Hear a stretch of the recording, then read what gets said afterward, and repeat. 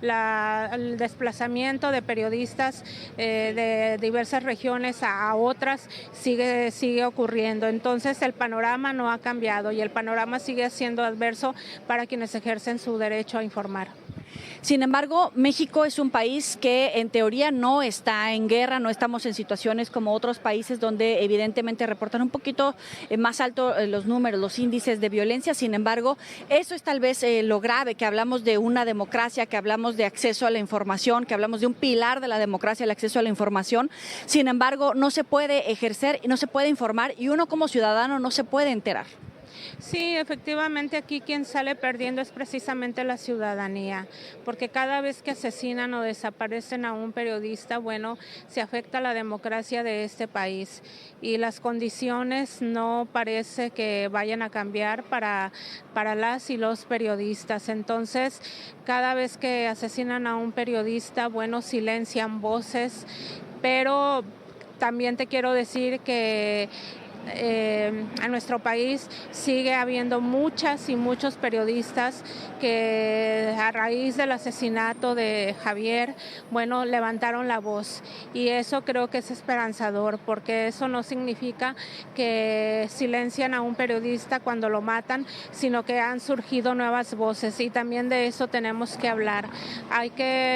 Yo te puedo decir que a mí me da mucho gusto que después de que asesinaron a Javier surgieron muchos colectivos en este país y están trabajando de manera conjunta, están trabajando en equipo, están trabajando de manera colectiva y creo que eso hace 6 años no lo veíamos como sí los vemos ahora. Entonces sí asesinaron a Javier, pero también levantaron otras voces. ¿Ves un proceso con un impulso para que el asesinato de Javier no quede en la impunidad? Porque falta una extradición.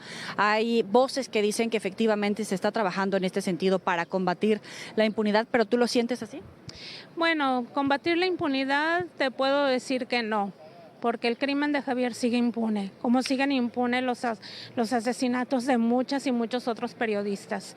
Y existe la impunidad porque ninguno de los 28 periodistas desaparecidos en este país ha regresado a casa. Entonces, en el caso de Javier, sí hay 2 personas sentenciadas ya por el asesinato de Javier, pero el autor intelectual sigue libre en Estados Unidos. Entonces, justicia a medias no es justicia. ¿Te sientes protegida, segura, tanto de ejercer el periodismo como esta persona en Estados Unidos? Bueno, ejercer el periodismo en este país y en estas condiciones es complicado.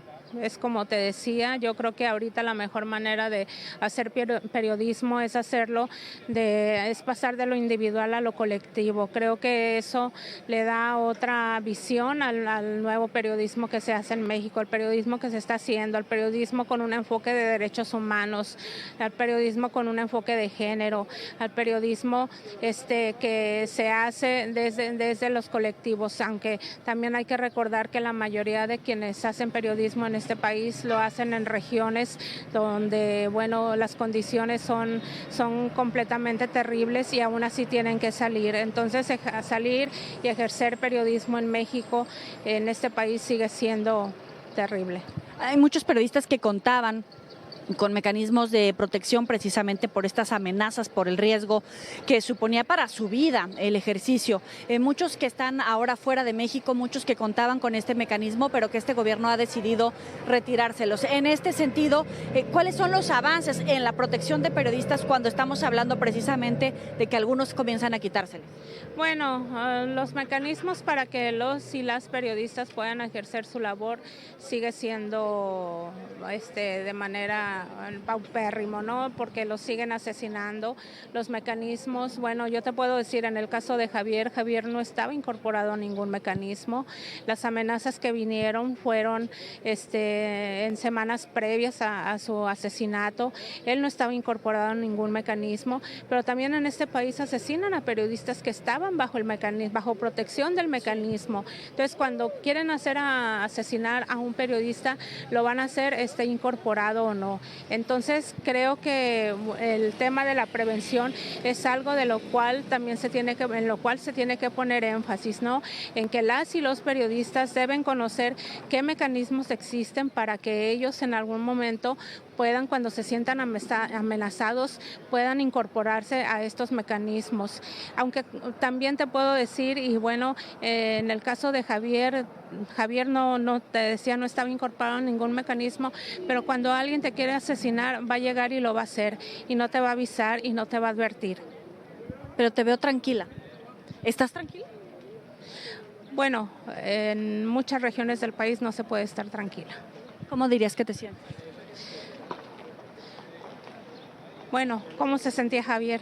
¿Cómo diría que se sentía Javier? Se sentía inseguro. ¿Algo que le quisieras decir en este momento al presidente?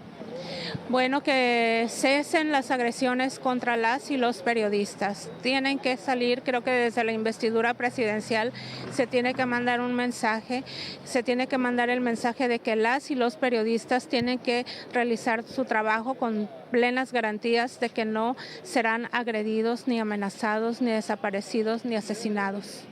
Te agradezco mucho el tiempo para Mega Noticias. Te vamos a acompañar, si nos lo permites, precisamente en estas actividades. Muchas gracias. Gracias a ti. Bueno, vamos a continuar.